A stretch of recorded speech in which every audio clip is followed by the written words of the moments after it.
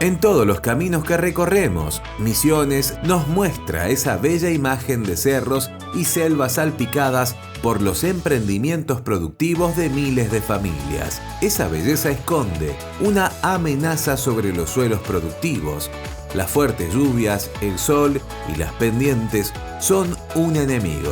Desde INTA se trabaja constantemente para llevar a los productores a las mejores prácticas para achicar ese riesgo de erosión, y nos sorprende que cada convocatoria sea masiva. Una calicata es un pozo, como ven, un gran pozo que tenemos que abrir para estudiar el perfil de suelo, para reconocer sus partes, describir sus características, muestrearlo, así poder estudiarlo después en laboratorio, clasificarlo y evaluar su aptitud, sus limitantes. ¿Y cómo cuidarlo? Y cómo cuidarlo, justamente para poder tomar buenas decisiones de uso y manejo del suelo para determinado tipo de uso que planteemos, algún cultivo en particular, tenemos que primero conocerlo.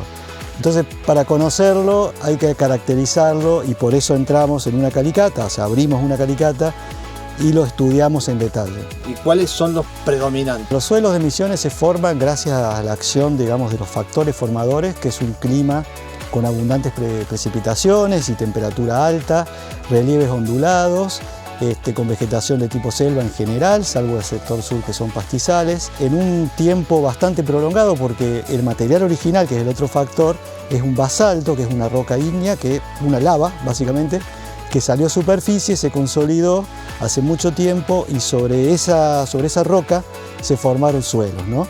Básicamente los más evolucionados, rojos y profundos, pero en sectores más jóvenes, o sea, donde hay más acción de los agentes de erosión, tenemos suelos que son pedregosos o toscosos, como los llamamos acá en Misiones. La agricultura que nos caracteriza, ¿sobre qué tipo de suelo se ha desarrollado? Sobre los suelos rojos, ¿no? Que son los más conocidos. Uno conoce Misiones justamente por la tierra colorada. Esos suelos lateríticos son suelos rojos profundos, muy viejos, digamos, muy evolucionados, que naturalmente son poco fértiles, pero las bondades que presenta es que presenta justamente buenas propiedades físicas. Entonces son aptos, además de otros requerimientos que tiene el cultivo, son aptos como suelos para su uso en yerba mate, té, bueno, los cultivos que conocemos en Misiones. ¿Cómo los cuidamos en esos yerbales, en esos teales? Para cuidar un suelo y tomar buenas decisiones, primero los conocemos. Los conocemos con estos estudios básicos. Tenemos la cartografía de suelos como una herramienta para la planificación, donde tenemos detallados los tipos de suelo, de dónde se ubican. El INTA ha generado mapas de suelos desde sus comienzos. En Misiones tenemos ALEN y Guaraní con mapas de semidetalle.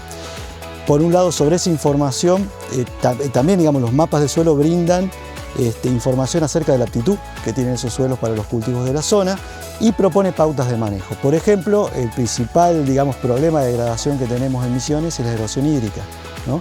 Por las pendientes y demás, y las elevadas precipitaciones. Entonces, allí se recomiendan, además de conocer el suelo y sus características, distintas prácticas como, bueno, obviamente las líneas de cultivo perpendicular a la pendiente, mantener la cobertura, nunca el suelo desnudo, entre otras prácticas que también están en las cartas de suelo como recomendaciones básicas. No hay que olvidar nunca también que durante miles de años estos suelos estuvieron cubiertos de árboles. La cobertura del suelo lo protege acerca de la erosión que provoca, digamos, primero el impacto de la gota de lluvia y luego el material que se desprende a favor de la pendiente. Si el suelo no tiene cobertura o el cultivo está a favor de la pendiente, eso favorece la erosión. Entonces tenemos que tener en cuenta esos aspectos. Somos conocidos por nuestros rojos suelos, que ocupan gran parte de la provincia y son la base de nuestros cultivos tradicionales como la yerba o el té. Vamos a conocerlos. Estos son suelos rojos, particularmente un alfisol, porque vale mencionar que los suelos rojos no son todos iguales. Hay suelos rojos profundos y muy ácidos y encima con problemas de tener aluminio, que puede ser tóxico para algunos cultivos, y suelos rojos que son más fértiles, pero por ahí son más limitados en profundidad. Particularmente en el ámbito de Cerro Azul, de la experimental del INTA, tenemos suelos rojos del orden alfisol, en su clasificación taxonómica, que si bien son rojos, no son los más rojos de todos, presentan un color pardo rojizo, y son suelos que desde el punto de vista químico son muy fértiles. Son suelos bien saturados con bases, con elevados contenidos de materia orgánica, con una capacidad de intercambio catiónico también elevada, a diferencia de lo que puede haber en las áreas cuspidales, en las lomas, que tenemos suelos del orden oxisol, que son suelos mucho más ácidos, menos fértiles en general. Lo que vemos en una descripción morfológica, en un reconocimiento, lo que delimitamos son los horizontes genéticos del suelo, ¿tá? El suelo tiene estas capas, podemos decir que en realidad se denominan horizontes, con distintas características. El superficial es el horizonte A, donde, bueno, justamente donde está la mayor parte de las raíces. Es el que tiene mayor contenido de materia orgánica, eso también la asociación orgánica-mineral lo hace que sea poroso, donde puede almacenar aire, agua, ¿no? Y materia orgánica, como decía. Después, en un nivel transicional, pasamos a los horizontes B, ¿no?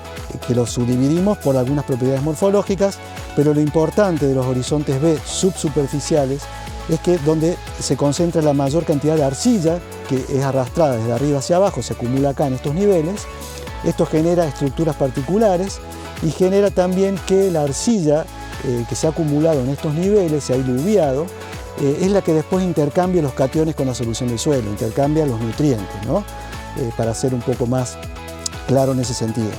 Y luego, bueno, además le da una porosidad diferente al horizonte A, hay conductividad del agua hacia abajo, tiene una buena infiltración, y ya en la base del perfil ya tenemos una transición hacia el material original, que acá no lo tenemos porque está bastante profundo, que sería el horizonte C. Esta es una transición.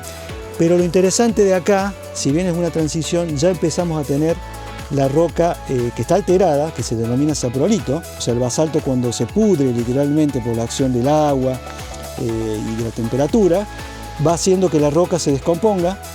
Es blando este nivel, ¿no? Es un material ya que pasa en transición hacia la roca más dura que está abajo. Esto sería ya, estamos llegando al material original del suelo, ¿no?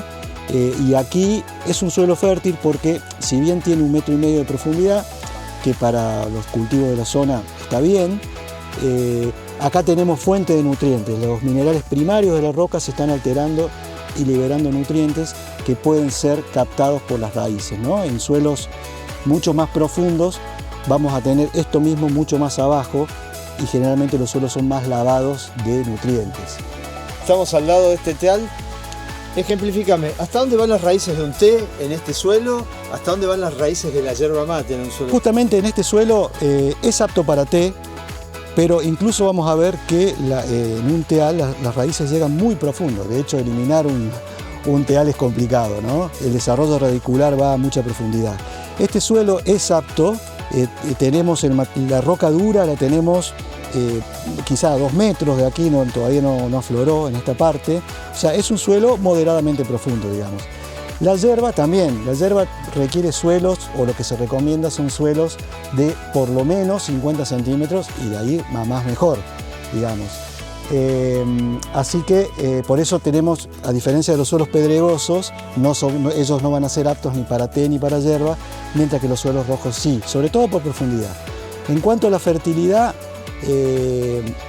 son suelos pobres desde el punto de vista químico, pero la posibilidad que tienen las raíces de explorar también los hacen que la fertilidad física sea buena. Entonces hay un cierto equilibrio en las condiciones para los cultivos de yerba y té que lo encuentran en estos suelos y se pueden desarrollar. El productor no tiene que hacer una calicata en su chacra, pero sí tiene herramientas en las cuales el INTA también puede colaborar, como ser los análisis de suelo. Más allá de esto que es un estudio básico de suelo, que llegamos a profundidad, cualquier productor en su chacra, en los primeros centímetros, sobre todo en los primeros 10 o 20 centímetros, tomar, digamos, una muestra integrada de varios sitios y homogeneizarla, y eso, analizarlo en el laboratorio, le da información acerca del estado actual de ese suelo y generalmente se hace previo a una siembra para ver de qué punto estamos partiendo, si hay que hacer correcciones, por ejemplo, ¿no? Correcciones, hablamos por ahí de pH, son suelos que tenemos que a veces corregir el pH porque suelos muy ácidos hace que el aluminio esté disponible y puede ser complicado para un cultivo.